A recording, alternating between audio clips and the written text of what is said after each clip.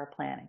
And I recognize I'm using the word flipping, and that's not the traditional pedagogical sense of flipping where kids are at home and get the input as their homework and then do the interactive pieces when they come back to school. I'm just talking about flipping how you've traditionally done your planning for the coming school year. So rather than focusing on typically developing students, we're focusing on kids with special needs first. So I think there's a lot of research and a lot of documentation, particularly in Ontario, that would suggest that putting kids with special needs first makes a lot of sense. So when we think about the Learning for All document, in particular there are the three P's, but two of those P's, personalization and I've lost it. The other one, I'm sorry, I've completely drawn a blank here. But the Learning for All document really outlines that whole concept of what is necessary for some is good for all. So when we think about the Learning for All document, it really is helping us understand differentiation and looking at student profiles and class profiles and how do we meet the needs of our most vulnerable students. So when we look at the concepts from the Learning for All document, that's really suggesting that this makes sense to do our planning this way. Of course, when we look at equity and inclusive schools, we need to ensure that our marginalized students are meeting with success. So we're looking for equitable outcomes for our kids with special needs, for our kids who are marginalized. And when we look at planning how it's going to work for them, so everything that we do in a school focuses on our neediest kids, we know that we're going to assist in having those equitable outcomes for them.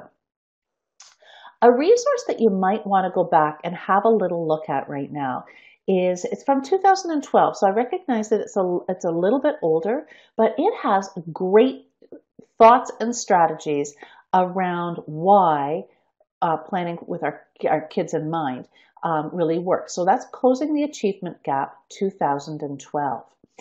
This document is a group of principals, experienced principals who came together in a principal congress to really look at how do we set up our schools in order to close those achievement gaps, again, K to 12.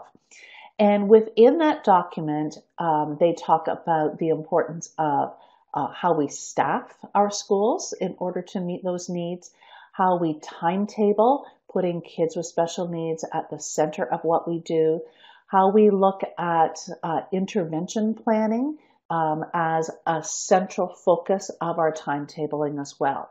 So if you haven't looked at that Closing the Achievement Gap 2012 for a while, it's a Ministry of Ontario document. There are some really good kind of anecdotal notes that are in that document, as well as a bibliography that has some extensive research that would support this premise. So why do we do this? It really does go back to that premise of what is necessary for some is good for all. So we know if we were to plan for our typically developing students first, we may not always be able to meet the needs of our struggling students. But if we flip that around and make sure that everything that we're doing meets the needs of our struggling kids, it's going to work for our other kids as well. So we're going to get into the nitty-gritty of that in a little bit. Another reason why I think it's valuable to really consider this strategy for planning is that when we're meeting the needs of our struggling kids, we can significantly reduce the anxiety that they feel sometimes in a school, and we can reduce that anxiety and then also reduce some of the behaviors. So when we get into some specific strategies, we'll talk about that a little bit more. But again, how special education goes the rest of your school. So when we get it right for our struggling kids, then it's going to work well for everybody else. We also know that when we're planning for our struggling kids, we are going to better be able to promote them being able to navigate the school and learn more independently. And ultimately, that is what our goal is.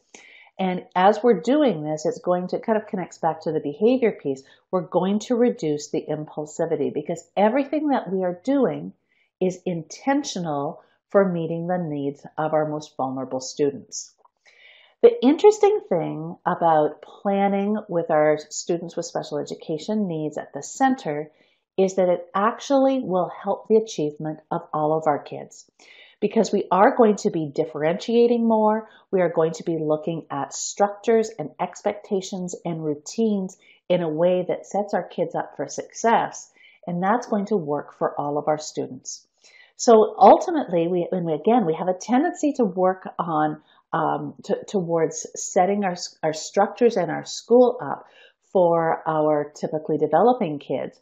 They actually will do better when we focus on our kids with special education needs first. So let's talk about this a little bit more. We're going to go into a little bit of a dialogue right now. So I want you just to type into the box. What are some of the challenges that you might anticipate you would encounter if you shift your planning so that students with special needs are at the center of your decision making? So what are some of the challenges you might anticipate? And we'll just give you a couple of minutes to type in. And Ken, thank you for giving me personalization, precision. I remember the professional learning, but I appreciate that. I had a complete blank there for a moment. So folks, just type in your thoughts. What might be some of the challenges if we do this?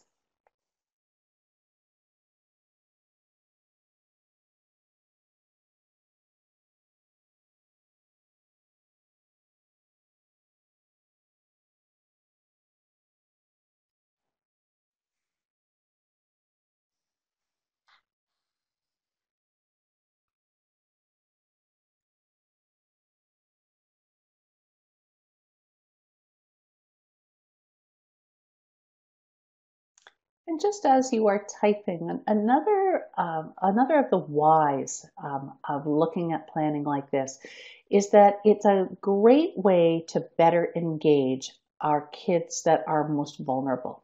When we are meeting their needs, they're far more likely to be engaged, and that's going to help their achievement.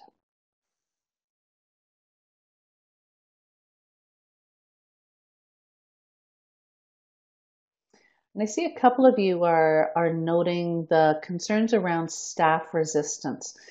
And it's interesting, differentiation has been around for such a long time, but it's across Ontario and actually internationally, because I'm doing some work internationally as well. Differentiation is not something that is embedded in a lot of teachers' practice yet. So they do require a lot of support for that.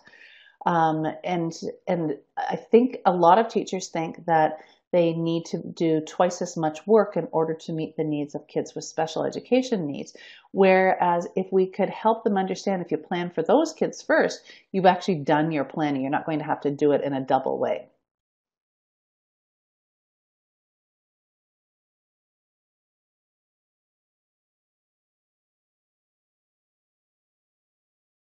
And Caroline, I see you mentioned one of the concerns is that limited support and that limited, let's say, EA allocation. And we know across the province that's a concern, I think, in just about every single school. And that's one of the reasons why I think that this method of planning for the school for a school year really works, because what we're doing is we're focusing on our kids with special education needs because we don't have the supports to do things differently for them. So we need to make sure that we're meeting their needs first.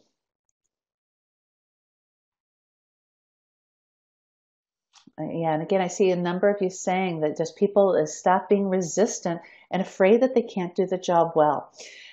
For those of you who know me, you'll often hear me say that teachers are doing the best they know how to do. No teacher wakes up in the morning and says, I think I'm going to go to school today and do a really lousy job. But people come to school doing the best they know how. And so that's where we as administrators have to really help support our teachers in learning different ways of thinking about students and different kinds of pedagogy in order to help meet their needs. And I agree, Caroline, it's just like the kids. No kid comes to school, and I truly believe this, no kid comes to school in the morning and says, I think I'm going to be a really difficult kid today. They're doing the best they know how, and that we just haven't given them the tools to be able to do the right thing yet. So I agree completely. The logistics is going to be a bit of a challenge in terms of timetabling. So we're going to talk a little bit about that, recognizing that we don't have a ton of time to get into that as such a deep strategy. Great ideas here, and all challenges that we may have. Anytime we start to think about doing things differently in our role, we will very often run up against resistance. People will point out the challenges that we may have. And it's always good to acknowledge those challenges and then working together. How are we going to flip this around, and why is this going to be better for kids and better for staff? So let's move on to the next piece that we're going to talk about. What do we need to consider when we're planning with special education as the focus? So there are some specific things that we're really going to want to take a look at. I think the first way to get started, and if this is something that you're looking at doing for next year, you need to start to plant the seeds towards the end of this school year. Because what you want to do is build a shared vision with your staff that puts our most vulnerable students at the center of what we do every day. That if we plan for the success of our students with special education needs, and we all come together, working together to help them be successful, when people buy into that thinking, then we're better able to have our staff brainstorm, problem solve each of the changes that we may need to make in our school day, in our planning, and in our instructional program. So that's where we really need to think about how are we going to collaborate on this. Some schools just have a culture of really strong collaboration where teachers help one another, they work together, they are critical friends of one another, and when they buy into that shared vision, people are prepared to move forward together. Not all of us are in school settings where that is the reality, though. And in those situations where you have a more traditional structure, and that can more often be in secondary than elementary. It takes longer to change a secondary culture than it does in elementary. But we do have resistance in some schools because people are afraid of change. And I think we need to always be cognizant of why. I believe that teachers are afraid to change their thinking, to change their practice, because they feel vulnerable. They know that what they're doing is the best they know how to do, and they are afraid that they are not going to do well, they're not going to succeed in whatever that next step is. So resistance is very often a barrier that people put around themselves in order to protect themselves.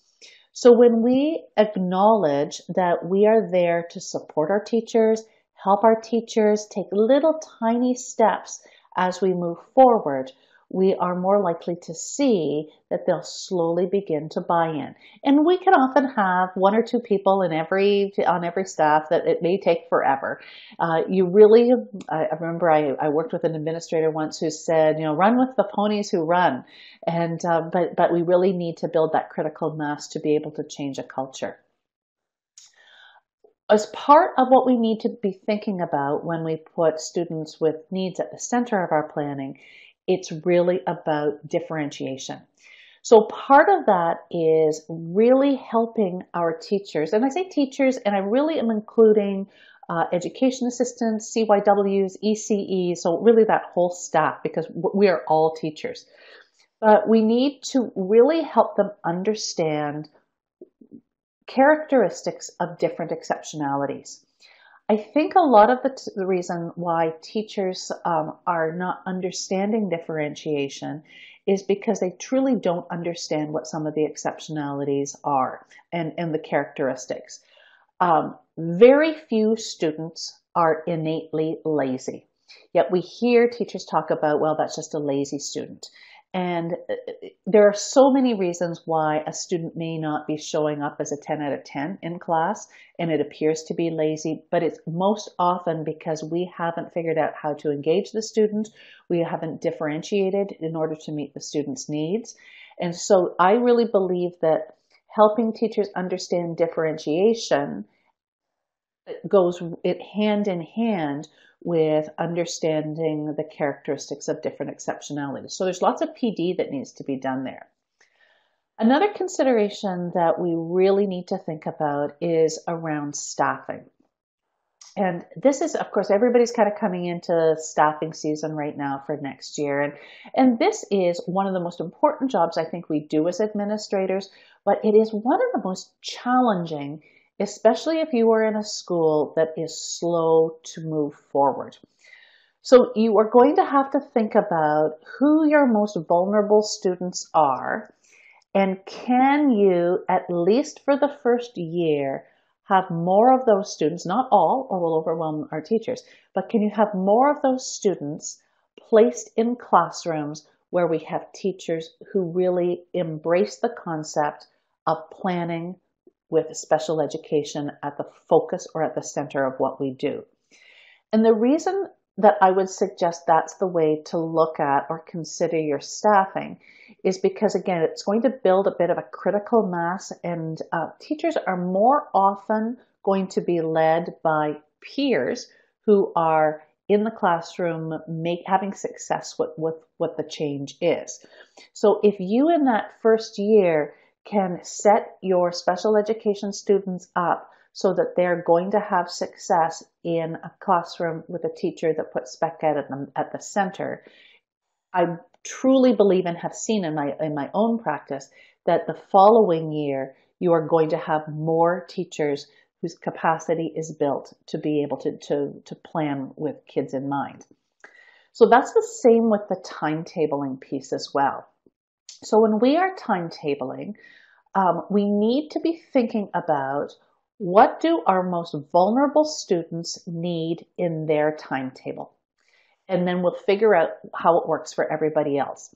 This is a little bit more of a challenge at the secondary level when you're looking at sometimes a couple of thousand students, multiple courses, multiple sections. So it is a bit of a challenge, but if you narrow it down to just a few of your most struggling students, particularly those that are in the mainstream, and how can you set up the timetable so that those kids can be successful? So you would have to hand timetable some of those classes, some of those sections first, get those in place, and then build around. Another piece that I was always very conscious of when I was doing my planning in this model is that I would, for every single grade, I would think about who the most vulnerable kids were.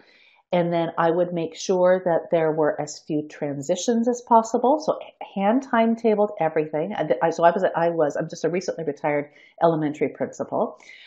So I would hand timetable everything and make sure that the timetables worked for our most struggling kids. So bigger blocks of time, limited number of contacts with teachers, and so that we would be able to support smoother transitions for those kids.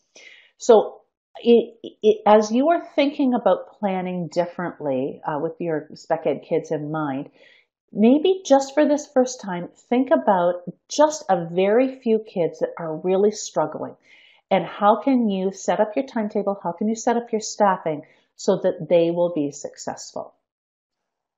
Another thing that we really need to be thinking about is how we collect our data. And of course, we're coming up to EQAO season, and that's whether it's OSSLT or it's grade 3, grade 6. We are so focused on trying to get the scores and where we want and helping all the kids be successful. But we need to be collecting the data of our kids with special education needs. And we're not always great about that. I really think we need to dig deeper into the IEPs of our kids. So often, kids that have modifications what we do is we see that last year the student was working at a grade 5 level, so this year the child will work at a grade 6 level, and not really doing proper assessment to see where our student is at this point in time. And then when we figure out, we collect that data, we can actually monitor how we're going to close that achievement gap a lot more easily. And another consideration that I want you to think about as you are beginning to do your planning for next year, putting kids with special ed needs at the center, is go back and review your school improvement plan. Does your school improvement plan have our struggling kids at the center of all of what we want to try to accomplish? And I think in most of our cases, if we tweak our SIP saw a little bit, when we're thinking about our struggling kids, we will actually be able to be more precise. We'll be able to be more explicit about what it is we need to do around school improvement planning in order to meet their needs. So lots of nuances to this, but I think as you're beginning to think about putting kids with special education needs at the center, just pick a couple of key pieces as you start that planning. But I think one of the most important pieces is really helping your staff understand needs and understanding how they might want to start planning with our struggling kids first. Whew, lots of information there. So we're going to go back to our little conversation. In your building, what do you think would be different if you focused on students with special needs first when planning? So let's say it works. You get some buy-in with your staff. You're going ahead. You're going to plan with students with special education needs at the forefront of your planning. What do you think might look different in your buildings? So go ahead and take a couple of minutes to do that.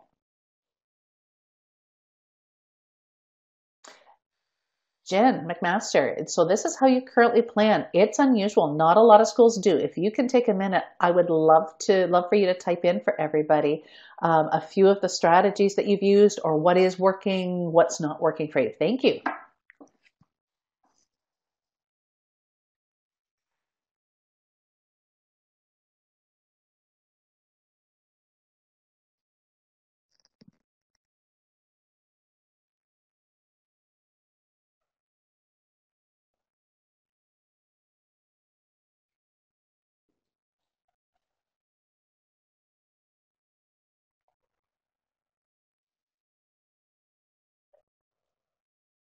See, a number of you are recognizing that planning this way really supports the concept of inclusion.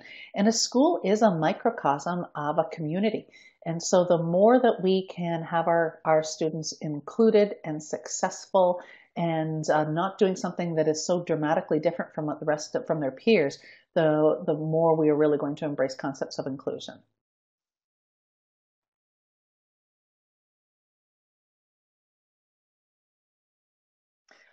Laura, I really like, and this is something that I've done as well, is you start your class placements with your special education classes first. That's always what I did. I started with the special education classes and made sure that I had those timetables so smooth and so perfect, and so that it was the fewest teachers, the right teachers, the biggest blocks of time, and always started with the timetabling for those. Great suggestion, and thank you for pointing that out.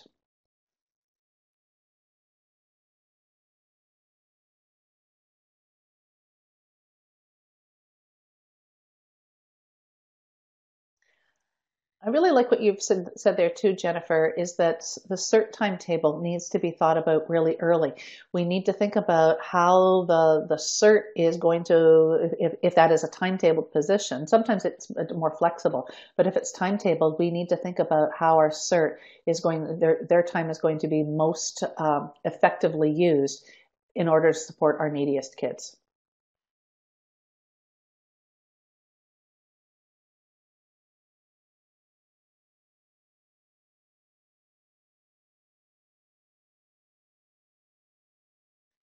And it is those, and Jen has mentioned this, a couple of you have actually, um, really creating in that timetabling big blocks of time so that there are fewer transitions. We know that our kids that have behavior concerns, often learning disabilities, and certainly autism struggle with those transitions. So the fewer transitions that we have in the timetable, the more we're able to set them up for success. That's interesting, Caroline, that students' needs are assessed and the timetables shift on a regular basis. So I'm assuming it's the support teachers' timetables that are changing, not the kids' timetables that are changing. That's great. So that's how we can be flexible in how we meet the needs of our kids.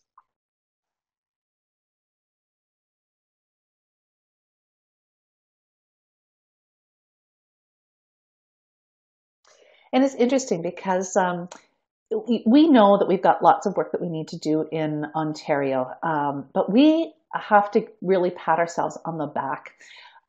We are way ahead of so many other places in the world when we think about inclusion. I've been working with administrators from a number of countries, and they look to Ontario as us getting it right and doing it right.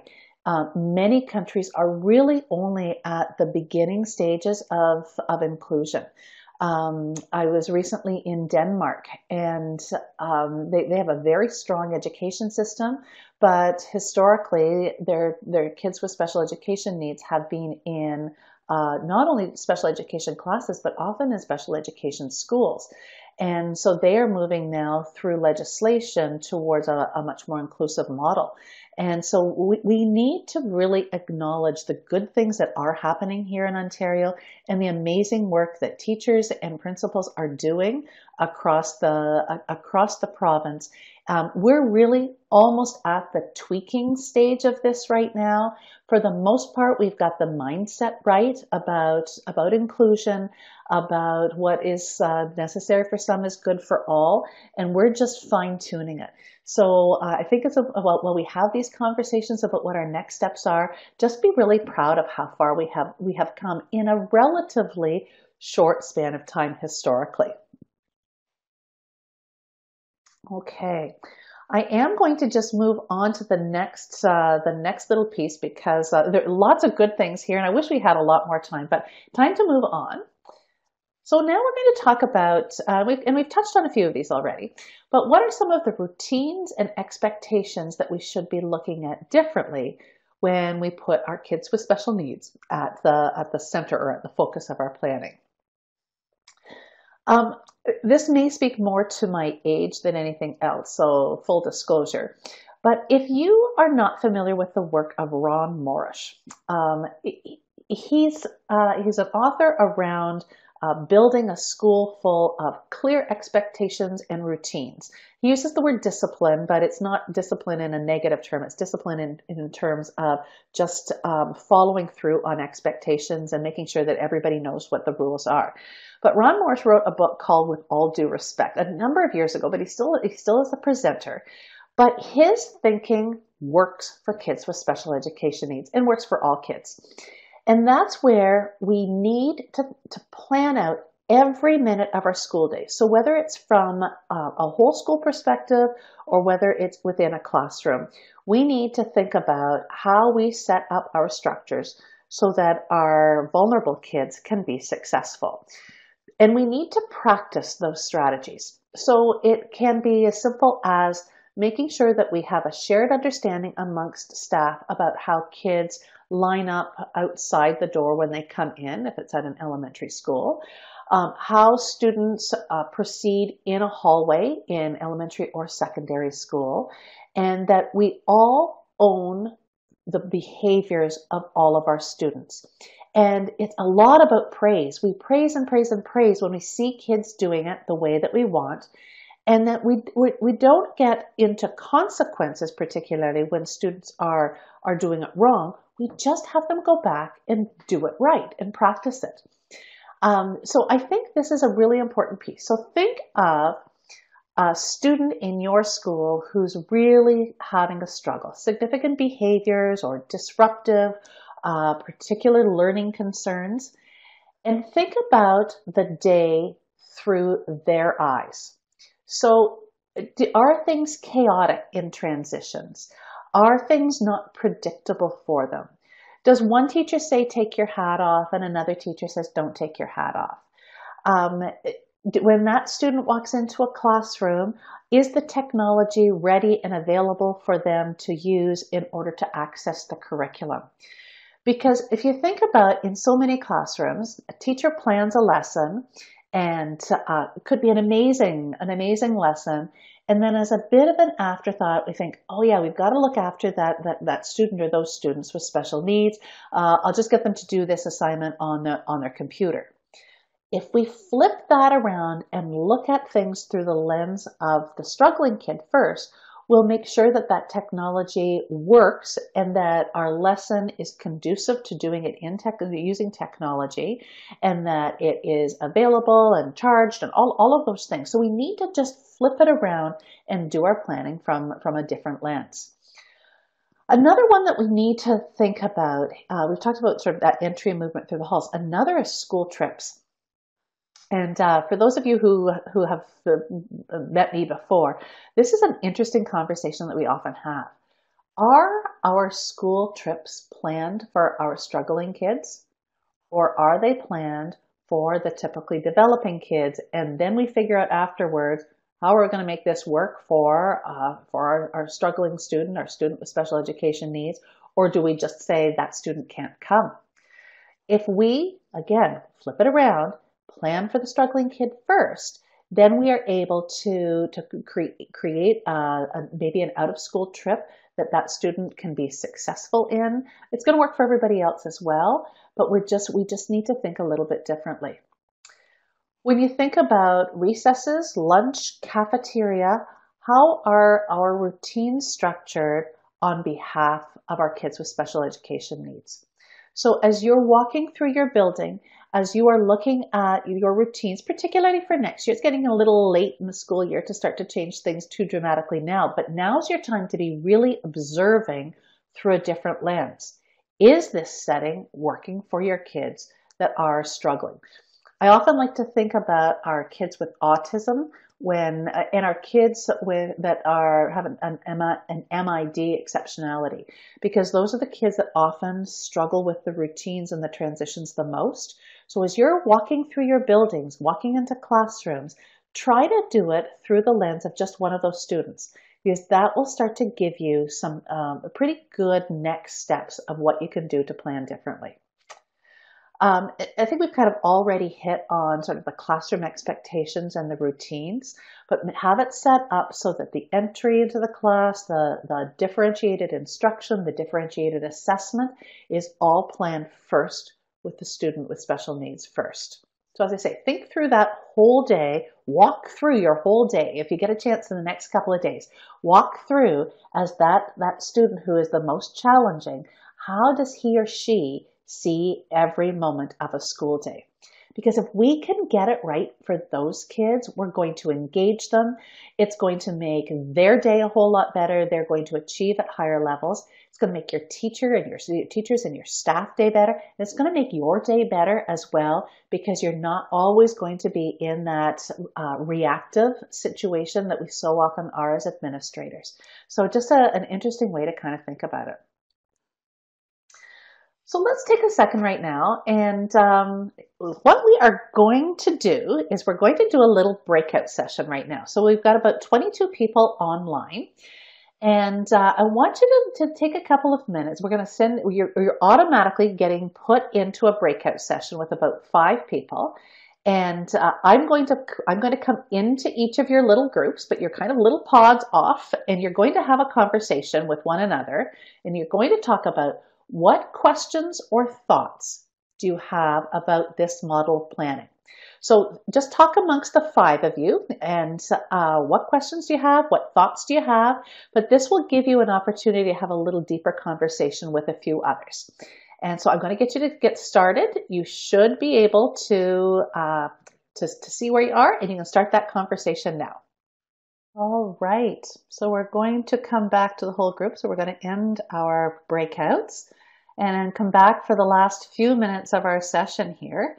We're going to move on now to talking a little bit about PLCs. And I'm using the term PLC. Some school boards still use the term PLC. There are so many acronyms for that process that school boards have created. So I know you will know what I mean when I say PLC and what that's called in your district. But one of the things that I noticed as a school principal, the direction that we had seen for a while is that we looked at our kids that were struggling, but not our kids with special education needs as the focus of what we did in our PLCs. And that always concerned me a little bit. So we were looking at those students that were sort of on the cusp of, let's say, level 2 moving into level 3, but we never talked about our kids with special education needs in PLCs. And that is different from board to board. But when I kind of took the liberty of making that our focus, it made all the difference because your PLC time is such a great opportunity to work with teachers, looking at individual students, looking at student data, and talking about how to close achievement gaps. So what are the strategies that we can be learning together? And it's where we can be collaborative. It's where we can learn a new instructional practice. But if we can use that instructional practice in a way that meets the needs of a special education student, it's also going to meet the needs of a student that's just working a little bit below where they need to be, kids that are not as engaged. So I think it's essential that we put our kids who are our special education kids at the center of our PLC conversations. Because if we can make it work for them, we can make it work for anybody else. But but some of our strategies won't work. So let's talk about a few of the things that we could do. We need to talk about those gap closing strategies. And in some school boards, one of the things that we see is that we talk a lot about closing the gaps of our non-special education students because it's often a small gap and we're trying to figure out how to just make that gap, just that small gap. But in so many school boards, we're not yet, and I'm a big believer in the word yet, so growth mindset, we're not yet focused on how do we close those achievement gaps of our identified students or our students who are on IEPs. So in a PLC, this is a great place to be having that conversation. These are the kids that keep us up at night. These are the kids that the strategies that we have been trying aren't working for them. We're not seeing the progress that we want. But if we can come together collaboratively, looking at student data, looking at strategies to close that gap, it actually is going to make a real difference because again, you've got your teachers working together. This is also a great place to talk about differentiation, differentiated instruction, differentiated assessment. We have to acknowledge the fact that a lot of staff use the word differentiation, but truly have never learned exactly what that means. And that's okay. We just start with where people are. And someplace over the course of the last number of years, there hasn't been the depth of training in terms of how to differentiate to meet significant needs. And so this is an opportunity for us to do it in incremental steps in our PLCs, or when you're bringing a team together to really look at data. This is a place where you're able to help deepen teachers' understanding of, first of all, what the needs are, and then what the differentiated strategies are that might make the difference. Two resources that I want to recommend to you when we're just talking about differentiation. The first is the OTF, Ontario Teacher Federation website, otf.ca. And when you go into it, it's called Teachers Gateway to Special Education. Some people are very familiar with it and others it's a new resource.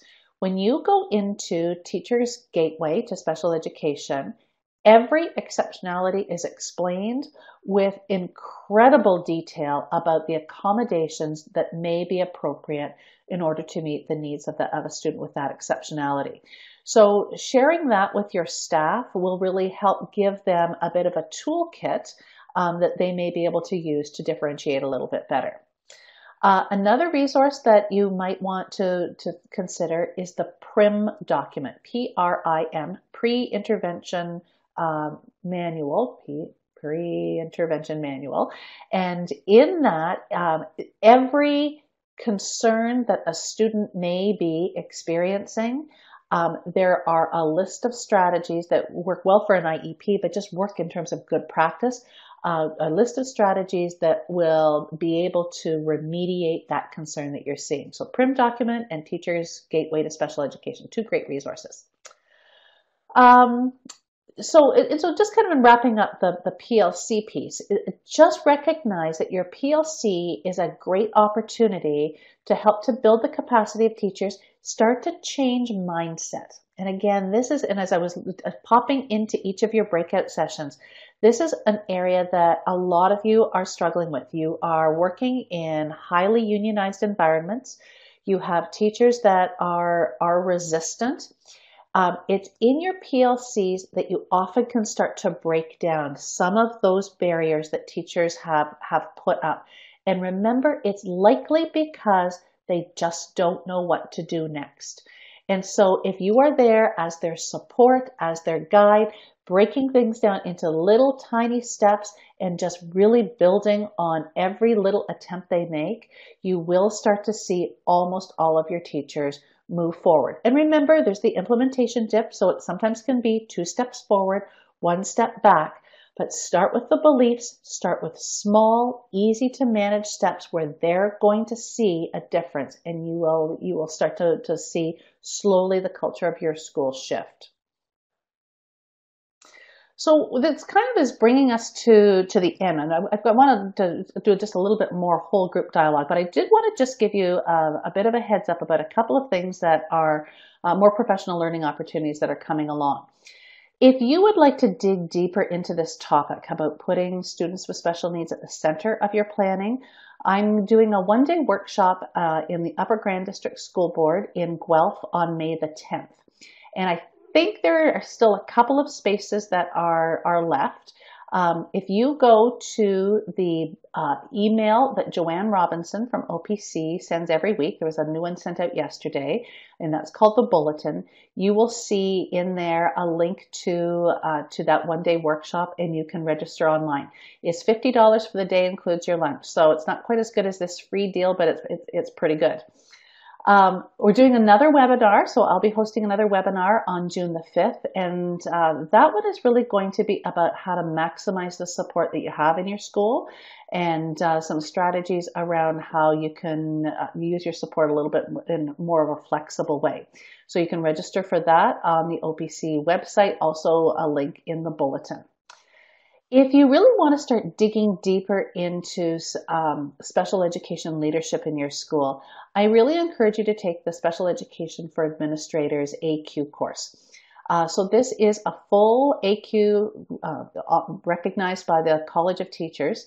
It is $850, so same sort of typical price for an AQ. There is a session coming up. It'll be boot camp. It's not advertised yet, but should be out within the next 2 or 3 weeks. It's going to be held in Mississauga, and it's a blended session. So there'll be 2 modules face-to-face in that week of July the 9th, and then 2 modules are online.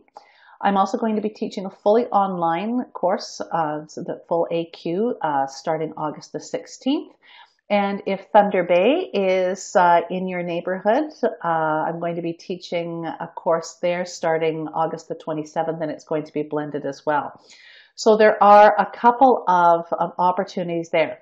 Another webinar that I'm going to be looking at putting together, it might not come till the summer, but I'm hearing from a lot of people, is working in a unionized environment. So looking at special education in a highly unionized environment. So that's a tricky place that a lot of people are in, and so I'd like to be able to share some strategies with you on that one. So here's my contact information, but before we go, we still have a couple of minutes before our hour is up. But I would just like to hear from you, if you would type into the text box, what is one thing that you've taken away from this webinar? And I recognize an hour is not very long to dig in. What's one thing that you've taken away or learned, or that you're going to think about in terms of your planning for the coming school year? So we're just going to take a little look, and I'll comment as I see a few things here. Connie, your question, will the spec ed provide more information than the spec ed specialist? Absolutely. They're very different courses, and that's a question I get all the time. The spec ed AQ course is really designed more for teachers and for certs. This course is designed specifically for administrators and how you lead special education. So just a few of the things would be around looking at IEPs and building the capacity of teachers to write IEPs that meet the needs of students. We talk about navigating those really complex situations where there's a lot of aggression. We talk about communication with parents, and we talk about balancing the rights and needs of students. So it is there are very few similarities to a spec ed specialist. Great question. Thank you for asking.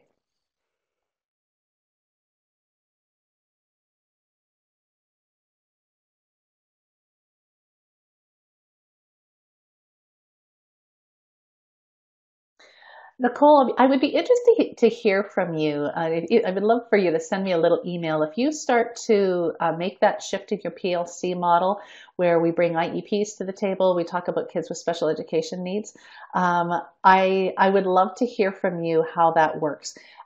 It made such a difference for me. And then last year I was brought in to support a school where we spent our time doing this, and we really dug into just one IEP. Each teacher, one IEP with their trickiest student, and we walked through that IEP in detail, and the amount of learning that happened just by putting the focus on an IEP and one student, it was dramatic. So I'd be interested to hear from you if you decide to do that.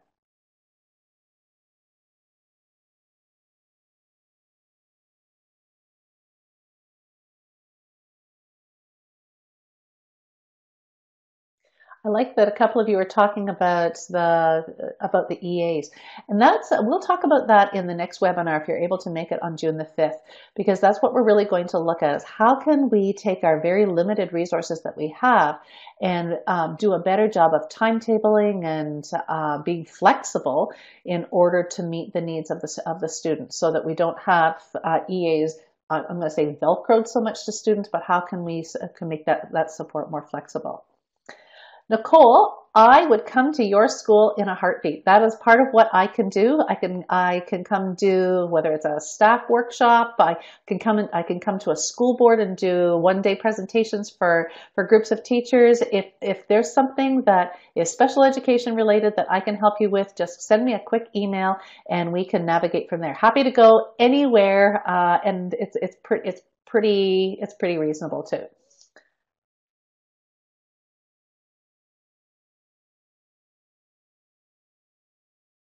I'm still reading what people have picked up from tonight. Kathy, I think that idea of doing a walkthrough from the perspective of a student with needs, and even doing that as maybe an introduction to one of your staff meetings.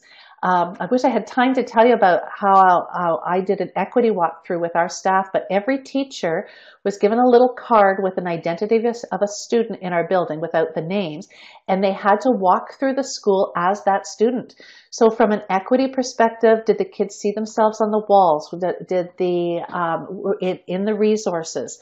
And then from a special education perspective, were there areas that were too busy or too disorganized? So it's a great way. And working with your staff, if you want more information on that, send me an email and I can sort of explain in more detail, because I recognize we're after 8 o'clock. Well, folks, I'm going to wrap this up because I know how busy you all are. We may have some interesting weather that we're all going to be contending with in the next couple of days, so you need to get yourselves rested up and ready for no buses and whatever else happens over the course of the next day or so. I really want to thank you for taking time to honor your own learning. But I know you are here because you care about our kids with special education needs, you care about your staff, and you care about the leadership that you have the wonderful opportunity to share in your schools. So thank you for your time tonight. Please don't hesitate to connect with me if I can help at any point. And I'll stay online a little bit if there's anything further that you want to add in the text box. But otherwise, that wraps it up for tonight. Thank you so much. And again, thank you to TVO and to